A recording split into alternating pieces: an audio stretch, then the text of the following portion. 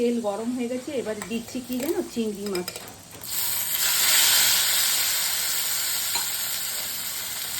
আর ওপর থেকে একটু লবণ দিয়ে দিচ্ছি।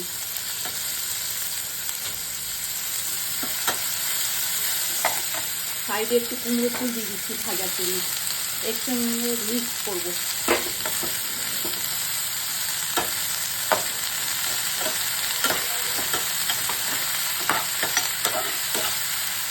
তারপর ভাজাই হয়ে গেল।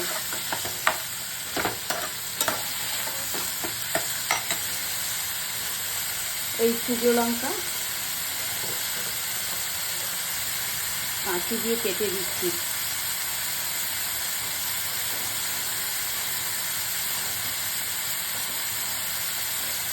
ওপর থেকে একটু বড়ি ভাজা দিচ্ছি। এটা মুখরোচক দিয়ে চিংড়ি মাছ ভাজা হচ্ছে। এটা গ্যাস বন্ধ করে পেঁয়াজটা দেব। হয়ে গেছে।